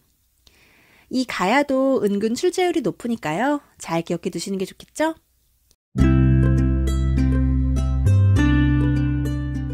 지난 시간까지 우리는 삼국의 성립과 발전에 대해 공부했었는데요. 오늘은 삼국 통일의 최종 승자인 신라가 어떻게 삼국을 통일하게 되는지 그 과정에 대해 같이 한번 살펴보도록 하겠습니다. 먼저 삼국의 이야기를 하기에 앞서 6세기 후반 동아시아 정세에 대해 좀 살펴볼 필요가 있는데요. 드디어 혼란의 중국을 통일한 새로운 왕조가 등장했습니다. 바로 수나라인데요. 중국을 통일한 수와 그 뒤를 이은 당이 동아시아의 패권을 장악하고자 할 때 꽤나 넓은 영토를 확보하고 있던 고구려는 상당한 걸림돌이 됩니다. 그래서 이들은 고구려를 압박하기 시작했는데요. 이에 고구려는 돌궐과 손을 잡게 됩니다. 또 6세기는 신라의 전성기였잖아요. 이러한 신라를 견제하기 위해 고구려는 백제와도 손을 잡는데요. 백제는 또 워낙 외와 친했기 때문에 돌궐, 고구려, 백제, 외로 이어지는 남북 세력이 형성되고요. 이로 인해 고립된 신라는 수당과 손을 잡습니다. 이에 동서 세력이 만들어지는데요. 이렇게 6세기 후반부터 7세기 중후반까지의 동아시아 정세는 남북 세력과 동서 세력 간의 대립이라고 볼 수 있습니다. 이러한 국제정세 속에서 고구려와 수의 대립이 시작되는데요. 먼저 위진남북조를 통일한 수의 문제는 중국 제1의 세계관으로 주변국의 복속을 요구하기 시작합니다. 이런 수를 견제하고자 고구려가 선방을 날리는데요. 고구려가 요서 지역을 공격하자 이에 수는 고구려의 대대적인 침공을 시작합니다. 하지만 홍수와 풍랑 등 자연재해로 인해 이렇다 할 성과 없이 실패하는데요. 문제의 뒤를 이은 수의 양제는 보다 적극적인 팽창 정책으로 113만의 대군을 이끌고 고구려를 침입합니다. 하지만 우리의 고구려 절대 쉽게 무너지지 않습니다. 고구려는 거센 저항으로 요동성 등을 지켜내는데요. 고구려가 쉽게 뚫리지 않자 수의 양제는 우중문에게 별동대를 주어 평양성을 막바로 공격하게 합니다. 이때 을지문덕의 활약으로 고구려가 살수에서 큰 승리를 거두는데요. 이게 바로 그 유명한 살수대첩입니다. 중요합니다. 이때 수의 군대 30만 중에 살아 돌아간 이가 2,700명밖에 안 된다고 하니 정말 고구려의 대승이 아닐 수가 없는데요. 이렇게 고구려에게 박살이 난 수는 결국 고구려 원정에 실패하며 멸망하고 맙니다.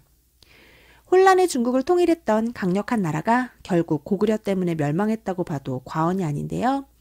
그 이후 등장한 당 역시 고구려를 견제하기는 마찬가지입니다. 특히 당 태종의 집권 이후 당은 중국 중심의 세계관을 강조하며 주변국들을 압박하기 시작했는데요. 고구려도 예외는 아니었습니다. 이에 고구려는 당을 막기 위해 국경 지역에 천리장성을 축조합니다.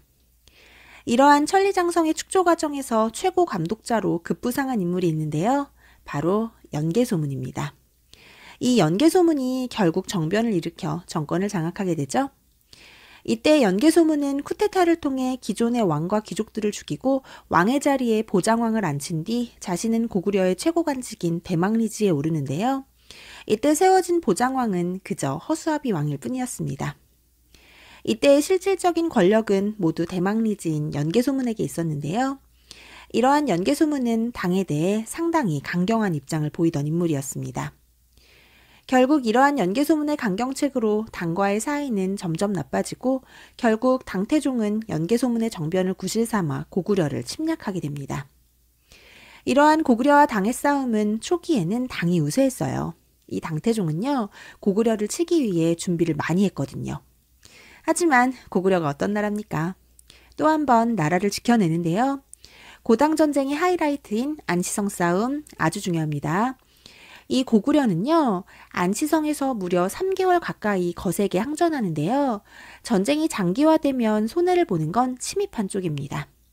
시간이 갈수록 전쟁 물자가 부족해지고 점점 지쳐가는 거죠. 특히 고구려는 전쟁이 일어나면 적이 이용할 수 있는 식량이나 우물 같은 건 전부 없애버리고 모두 성 안으로 꼭꼭 숨어버렸다고 합니다. 결국 추위와 식량 문제로 당군은 퇴각하고 결국 당의 고구려 침략은 실패로 끝나고 맙니다. 이렇게 고구려는 중국 중심의 국제정세에 굴복하지 않고 독자적인 국가의 지위를 유지하며 한반도를 지켜냈는데요. 이것이 바로 고구려의 수당전쟁이 가지는 의의라고 볼 수 있습니다. 하지만 고구려가 이때 힘이 많이 빠진 것도 사실인데요. 이러한 결과는 이후 고구려 멸망에도 영향을 줬겠죠? 이 고구려의 멸망 과정에 대한 이야기는요, 잠시만 뒤로 미뤄두고요. 우리는 7세기 백제로 한번 떠나볼까요?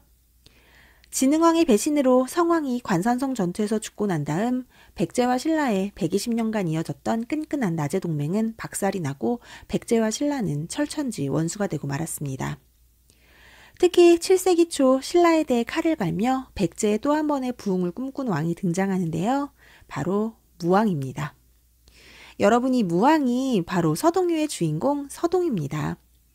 서동과 선화공주의 러브스토리 다들 아시나요? 그 서동이 바로 무왕인데요. 근데 사실 이 서동설화가요, 좀 신빙성이 떨어지는 것도 사실입니다. 사실 이 무왕은 신라에 대한 반감이 크고 신라에게 빼앗긴 영토를 되찾기 위한 전쟁도 많이 일으켰던 왕이기 때문에 신라의 공주였던 선화공주와 결혼을 했다는 게 좀 말이 안 되는 부분이 있어요. 그래서 그냥 이건 재밌는 옛날 이야기 정도로 기억하시면 될 것 같고요. 암튼 이 무왕은 말씀드린 것처럼 신라와의 여러 차례 전쟁을 일으켜 백제의 영토 수복을 위해 노력한 왕이고요. 수와 당과의 관계는 물론 일본과의 관계에도 신경을 많이 쓴 왕입니다. 또 무왕하면 중요한 게 하나 있죠?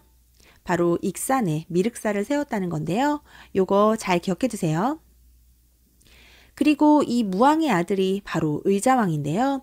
의자왕 역시 아버지의 뒤를 이어 집권 초 아주 파이팅 넘치게 신라를 공격했던 왕입니다. 하지만 결국 백제는 의자왕을 마지막으로 무너지고 마는데요. 과연 백제는 어떻게 멸망하게 되는지 지금부터 백제와 고구려의 멸망 과정 본격적으로 시작해 볼까요? 우리가 이 백제와 고구려의 멸망 과정을 이해하기 위해 반드시 기억해야 할 중요한 해가 있습니다. 바로 642년인데요. 이 연도를요, 숫자로 외울 필요는 절대 없어요. 다만 이 642년에 중요한 사건이 많이 있었기 때문에 그 사건들의 사실관계를 잘 파악하고 계셔야 됩니다. 642년. 먼저 고구려의 연개소문이 정변을 일으켰던 해가 바로 이때입니다. 그래서 고구려는 연개소문이 정권을 장악하고 있고요. 백제는 의자왕 때인데요. 앞서 말씀드린 것처럼 이때 백제는 신라에 대한 맹공을 퍼붓고 있었습니다. 그리고 신라는 선덕여왕이 통치하고 있었는데요. 백제의 끊임없는 공격으로 굉장히 힘든 시기를 보내고 있었습니다. 의자왕이 직접 이끄는 백제의 군대에 신라의 성 40여 개가 속수무책으로 무너졌는데요. 특히 이 대야성 전투는요, 너무 중요합니다. 이 대야성은 백제와 신라를 잇는 거점이 되는 중요한 성이었거든요. 그런데 이 성이 백제에 의해 함락됩니다. 그리고 성주도 죽임을 당하는데요. 이 대야성의 성주가 바로 김춘추의 사위입니다. 이때 김춘추는요, 사위와 딸을 동시에 잃어요. 그러니 백제가 얼마나 미웠겠어요. 복수는 복수를 낳는 거죠. 자국의 위기일 뿐 아니라 개인의 복수를 위해서라도 김춘추에게 백제는 반드시 이겨야 하는 대상이었지만 당시 신라는 힘이 없습니다. 그래서 김춘추는 고구려의 도움을 요청하는데요. 이에 연개소문은 도와줄 테니 대신 한강 땅을 내놔라 하고 요구합니다. 신라 입장에서는 절대로 받아들일 수 없는 제안이에요. 연개소문도 아마 알고 있었을 겁니다. 돌려서 거절한 거죠. 결국 김춘추는 648년 당으로 넘어가 당의 도움을 요청하는데요. 당에서는 골칫덩이 고구려를 다시 칠 수 있는 기회였어요. 이 당태종이요, 안시성 싸움에서 지고 굉장히 열받아 있는 상황이었거든요. 근데 김춘추가 딱 찾아온 거죠. 오케이. 협상이 성립되고 나당연합이 결성됩니다. 그리고 그 이후 나당연합군에 의해 백제와 고구려가 멸망하게 되는 건데요. 먼저 백제의 멸망입니다. 신라의 옆구리를 공격하며 승승장구하던 백제가 갑자기 국력이 쇠퇴하게 됩니다. 의자왕의 사치와 향락 때문이라고 하는데요. 글쎄요, 정확한 근거는 없습니다. 사실 역사란 승자의 기록이니까요.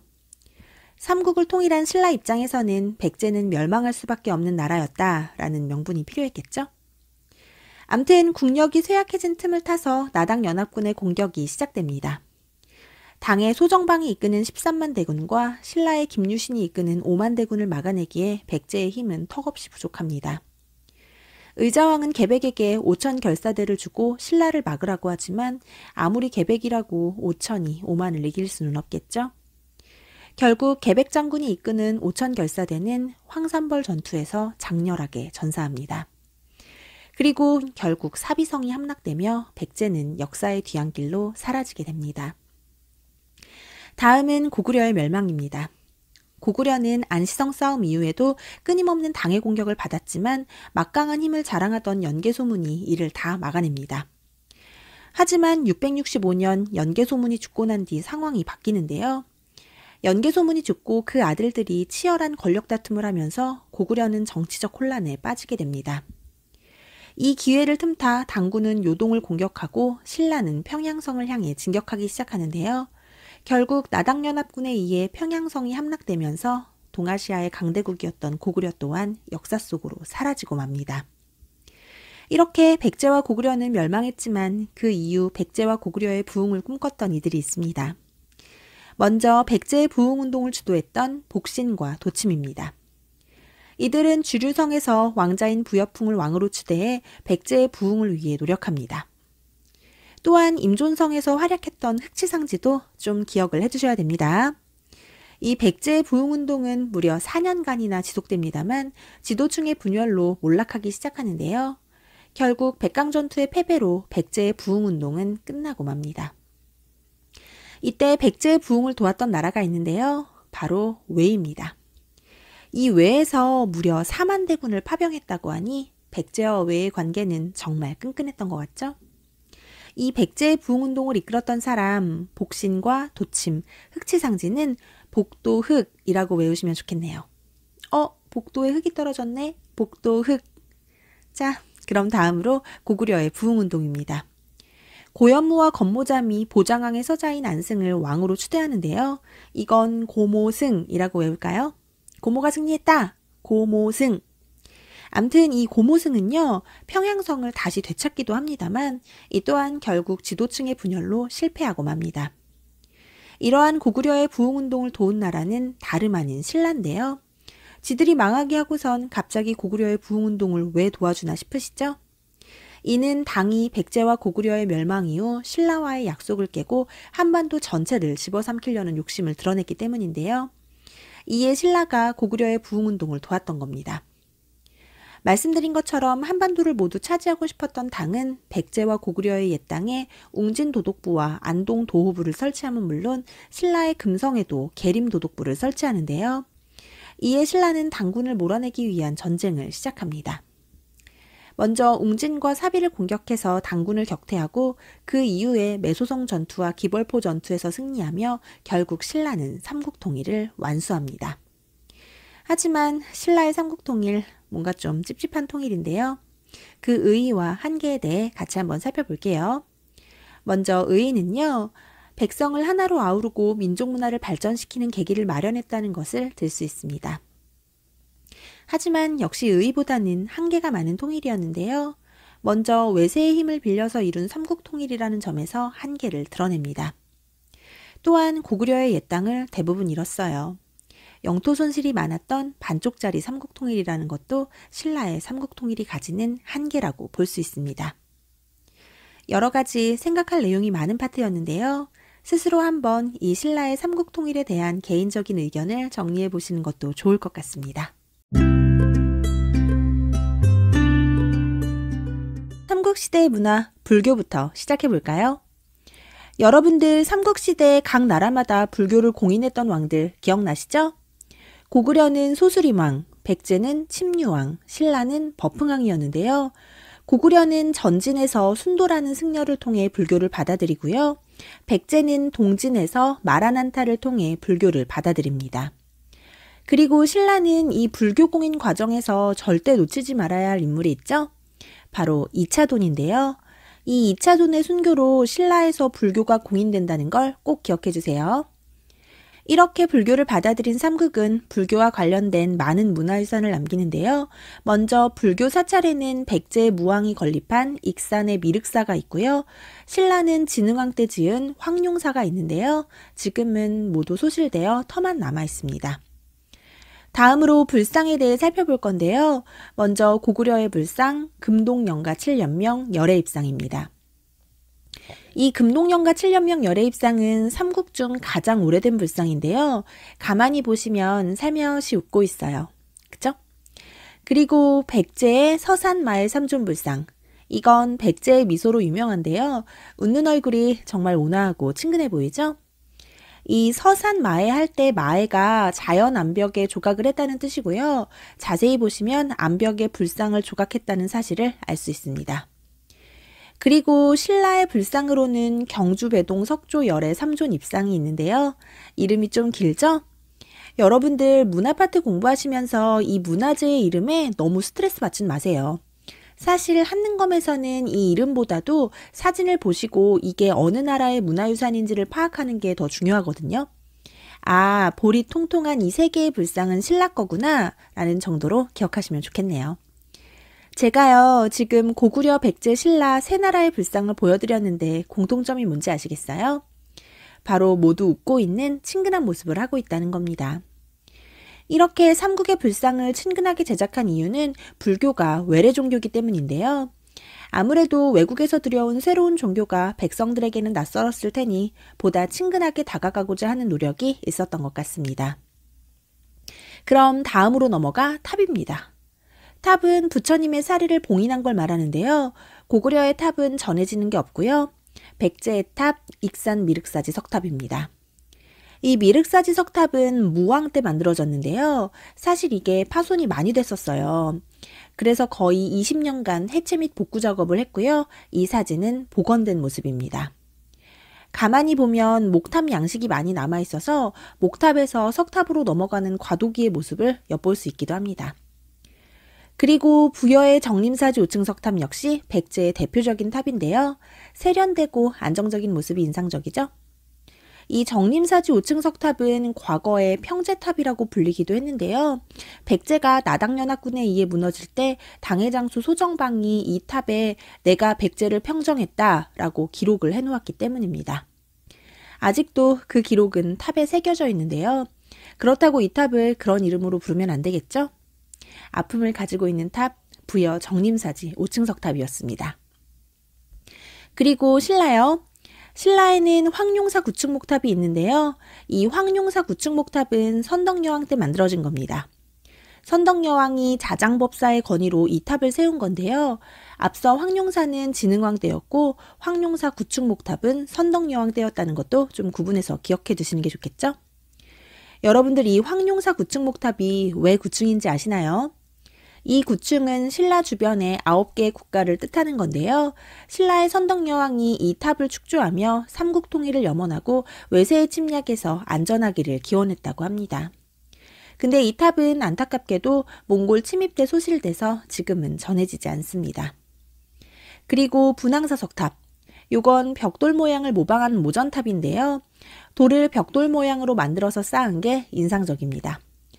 사실 이게 다가 아니고 원래는 7층이나 9층이 아니었겠냐 하는 추정이 되고 있습니다. 그리고 삼국 공통으로 나타나고 있는 신앙이 있는데요. 바로 미륵신앙입니다.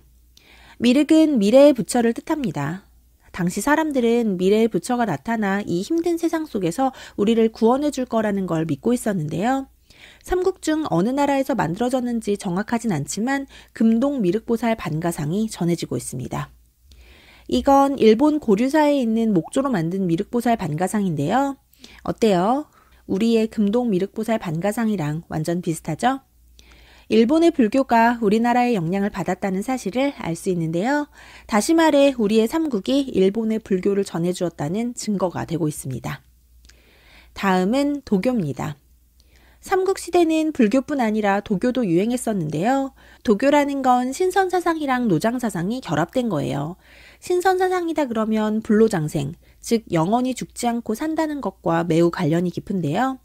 고구려의 고분벽화를 보면 신선이나 사후세계를 지켜준다는 사신도를 많이 발견할 수 있습니다.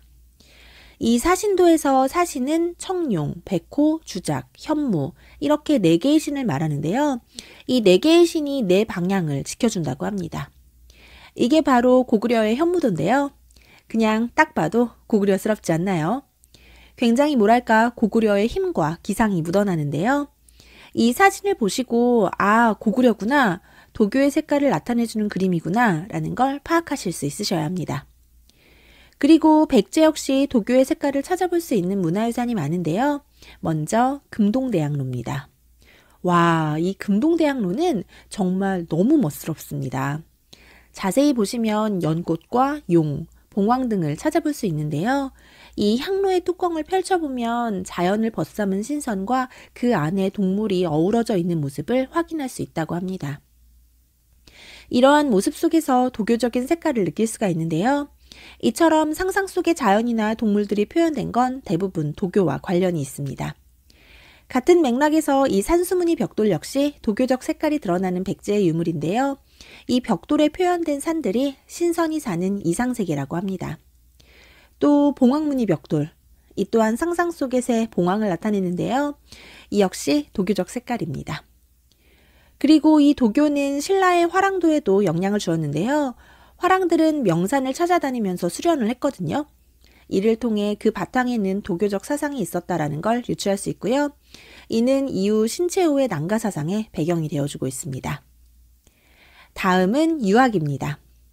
중국에서 한자와 유학이 전해지면서 삼국도 많은 영향을 받았는데요.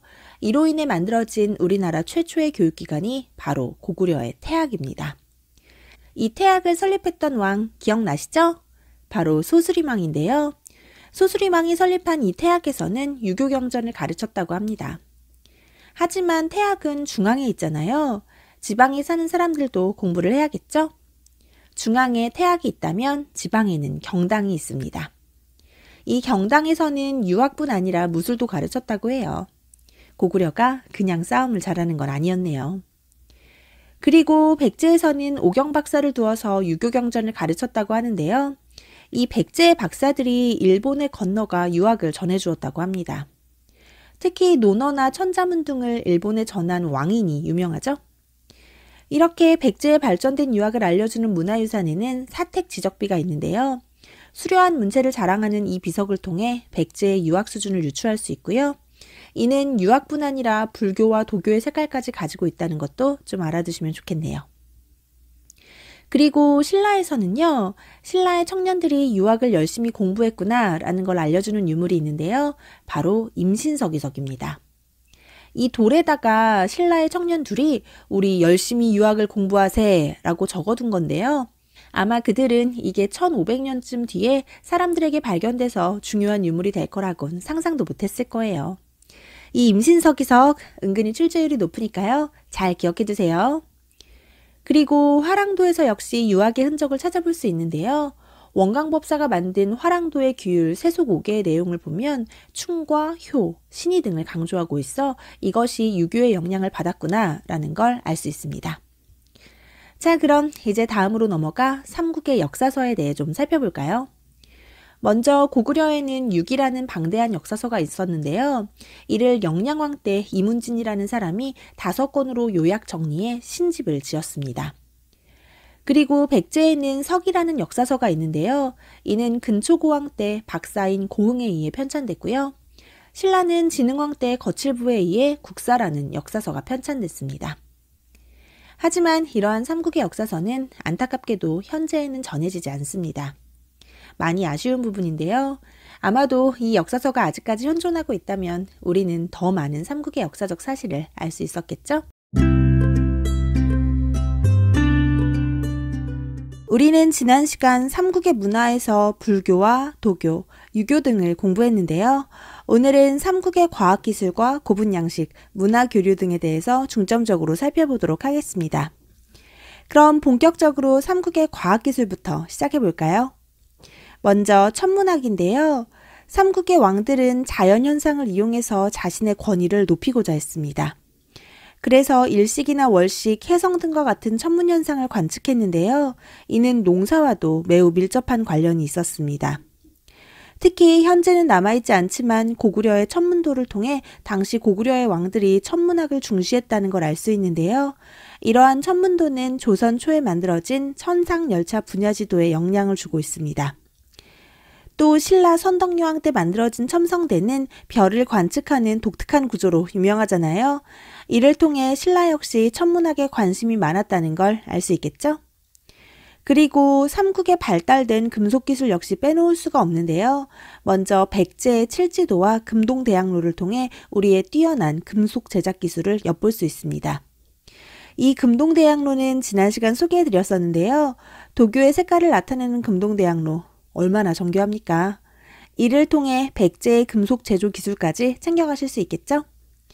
또 이 칠지도는 근초고왕 때 백제에서 외의 왕에게 선물로 준 칼인데요. 이를 통해 철을 다루는 백제의 우수한 기술력을 확인할 수 있음은 물론 백제와 외가 상당히 긴밀하게 교류했었구나라는 사실 또한 알 수 있었죠? 또 신라의 금관이라던가 각종 장신구 등을 보면 금속 제조 기술이 정말 뛰어났구나라는 걸 알 수 있습니다. 그리고 또 우리가 철이나 금속 기술하면 빼놓을 수 없는 나라가 있죠? 바로 가야인데요. 예로부터 철이 풍부하던 가야의 덩이새, 요거 좀 기억해 두셔야 되고요. 가야의 금관 역시 아주 정교하고 화려합니다. 당시 가야의 우수한 기술력을 엿볼 수 있겠죠? 그리고 다음으로는 삼국의 건축인데요. 이 삼국의 건축물들은 현재는 모두 터만 남아 있어서 간단하게만 설명드릴게요. 먼저 고구려의 건축물로는 평양에 안압궁이 있는데요. 장수왕이 평양으로 천도해서 지은 궁궐이 바로 안압궁입니다. 그리고 백제에 주목할 만한 건축물에는 미륵사가 있고요. 신라에는 황룡사가 있는데요. 이 사찰들은 제가 지난 시간 설명드렸었죠? 그럼 다음으로 넘어가 삼국의 고분양식에 대해 알아볼까요? 먼저 고구려는 초기에 돌무지 무덤을 만들었는데요. 돌무지 무덤은 시신을 안치한 다음 돌을 덮어서 마감하는 형태로 만들어졌고요. 대표적인 계단식 돌무지 무덤, 장군총입니다. 여러분들 혹시 총과 릉의 차이점을 아시나요? 우리가 무덤을 장군총, 천마총 이런 식으로 무슨 총이라고 하기도 하고 무령왕릉처럼 릉이라고 부르기도 하잖아요. 이게요, 무덤의 주인이 확실하지 않으면 총이고요. 무령왕릉처럼 누구의 무덤인지 아는 경우에는 릉이라고 부릅니다. 암튼 이 장군총은 광개토태왕이나 장수왕의 무덤이 아니겠느냐는 추측만 되고 있습니다. 실제로 보면 그 규모가 어마어마하다고 하는데요. 이집트의 피라미드 못지 않다고 합니다. 그래서 이 장군총을 동방의 피라미드라고 부릅니다. 고구려는 그 이후 무덤 양식이 굴식 돌방 무덤의 형태로 변화하는데요. 말 그대로 굴처럼 생긴 돌방 무덤이다 라고 보시면 됩니다. 먼저 돌을 깎아서 돌방을 만든 다음 그 안에 시신을 안치하고 그 위에 흙을 덮어서 봉분을 만드는 형태인데요. 이 굴식 돌방 무덤은 굴식이기 때문에 입구가 있고요. 그래서 도굴이 쉽습니다. 그리고 벽화가 있어요. 고구려의 벽화가 많이 전해지는 이유가 바로 이거겠죠? 백제 역시 초기에는 돌무지 무덤의 형태였는데요. 백제의 대표적인 돌무지 무덤, 석촌동 고분을 보시면 장군총처럼 계단식 돌무지 무덤이라는 걸 알 수 있습니다. 고구려와 마찬가지로 백제도 그 이후 굴식 돌방 무덤을 만드는데요. 능산리 고분을 비롯해서 많은 굴식 돌방 무덤이 남겨져 있습니다. 이처럼 백제와 고구려는 고분 양식이 아주 유사한데요. 이는 고구려와 백제가 같은 계통이기 때문입니다. 백제를 세운 온조가 고구려의 아들이었던 거 기억나시죠? 이를 통해 백제 건국의 주요 세력이 고구려의 유의민이었다는 사실을 다시 한번 확인할 수 있겠네요. 그런데 백제가 고구려와는 다른 또 하나의 무덤 양식이 있어요. 바로 벽돌 무덤인데요. 중국 남조의 영향을 받은 벽돌 무덤으로 무령왕릉이 있었죠? 백제의 왕릉 중 유일하게 주인을 알 수 있으며 동아시아 문화교류의 열쇠인 무령왕릉. 다시 한번 잘 정리하시기 바랍니다. 그럼 이제 신라의 고분 양식을 좀 살펴볼까요? 신라는 고구려나 백제와는 다르게 돌무지 덧널 무덤의 양식을 띠고 있는데요. 이 돌무지 덧널 무덤은 시신을 안치한 널을 다른 큰 널에 넣어서 그 위에 돌을 쌓고 또 그 위에 흙을 얹어서 거대한 봉분을 만드는 형태입니다. 아주 마감을 철저하게 했죠? 그래서 입구 같은 건 당연히 없고요. 도굴도 무척 어렵습니다. 또 사람이 안에 들어갔다 나올 수 없으니 벽화도 없고요. 이러한 대표적인 돌무지 덧널 무덤으로는 천마총이 있는데요. 이 사진을 보시고 입구 있는데요 하시면 안 됩니다. 천마총이 지금은 일반인에게 공개가 되고 있기 때문에 입구를 만들어 둔 거예요. 이 천마총에서 무려 1만 점 이상의 유물이 나왔다고 하는데요. 이는 신라의 무덤 양식이 도굴이 어려운 돌무지 덧널 무덤이었기 때문입니다. 이러한 천마총의 유물 중 대표적인 게 바로 이 천마도인데요. 가끔 이걸 보고 벽화라고 오해하시는 분들이 계세요. 근데 이건 벽화가 아니고요. 말다르라고 말 안장 밑에 늘어뜨리는 나무판이 있거든요. 그 위에 그린 그림입니다. 이렇게 돌무지 덧널 무덤의 형태를 띠고 있던 신라 역시 삼국통일 이후에는 굴식 돌방 무덤의 형태로 변화됩니다. 그리고 가야는 돌 덧널 무덤 양식을 가지고 있었는데요. 고령에 있는 지산동 고분이 유명하고요. 금간가야의 정치를 느낄 수 있는 김해의 대성동 고분군도 같이 기억해 두시면 좋겠네요. 자, 그럼 다음으로 넘어가 삼국의 대외교류에 대해 살펴볼게요. 먼저 고구려입니다. 고구려는 주변국과의 활발한 교류를 하는 나라였는데요. 중국의 북조와 남조는 물론 다른 나라들과의 교류도 많았습니다. 지금 보여드리는 이 벽화는 사마르칸트의 아프라시아부 궁전 벽화입니다. 여기 보시면 깃털이 달린 모자를 쓰고 있는 사람 둘이 보이시죠? 이들이 바로 고구려의 사신인데요. 이 사마르칸트가요, 지금의 우즈베키스탄입니다. 그 옛날에도 이렇게 멀리까지 왕래를 했다는 사실이 너무 신기하죠? 뿐만 아니라 고구려의 각조총에서 발견된 씨름돌을 가만히 살펴보시면 이 메보리코를 하고 있는 사람이 서역인이라는 걸 알 수 있습니다. 이를 통해 고구려가 서역과도 교류하고 있었구나 라는 사실을 유추할 수 있겠죠? 그리고 백제요. 백제는 누가 뭐래도 대외교류에 가장 활발했던 해상강국이었는데요. 먼저 중국 남조와 아주 친하고요. 동진과도 활발하게 교류했습니다. 또한 백제와 일본과의 교류는 정말 특별했는데요. 이 내용은 뒤에서 자세히 설명드릴게요. 다음으로 신라입니다. 신라는 약간 고립된 위치 때문에 초기에는 고구려를 통해서만 중국 문물을 받아들이는데요. 나중에는 초원길과 바닷길을 통해 중국은 물론 서역과도 교류합니다. 지금 보여드리는 이 사진은 경주의 고분에서 출토된 그릇인데요. 페르시아 느낌이 물씬 나죠? 이를 통해 신라가 서역, 특히 페르시아와 교류했구나 라는 사실을 알 수 있습니다. 다음은 삼국과 일본의 교류입니다. 이 삼국과 가야는 정말 일본과 활발하게 교류했는데요. 삼국이 전한 불교 문화와 학문, 과학기술 등은 일본 고대 문화 형성에 큰 영향을 주게 됩니다. 그럼 어떤 영향을 주었는지 일본과 가장 친했던 나라 백제부터 살펴볼까요? 백제는 일본과 정치적으로 굉장히 긴밀하게 교류하고 있었는데요. 칠지도를 통해 이 사실을 유추할 수 있었죠. 또 아직기나 왕인 등의 학자들이 일본에 한자와 유학을 전했고요. 백제의 의박사나 역박사, 천문박사 등은 일본의 과학기술을 전파했습니다.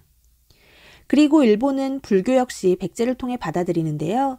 이 호류사의 백제 관음상을 통해 그 사실을 알 수 있습니다.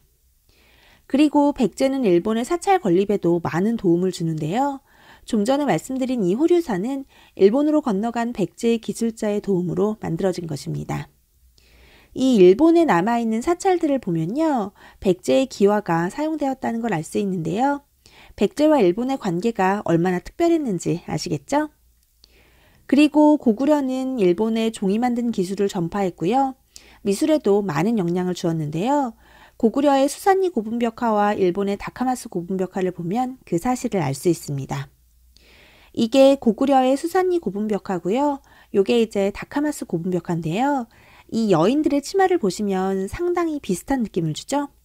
이를 통해 일본이 고구려의 영향을 많이 받았구나 라는 걸 유추할 수 있습니다.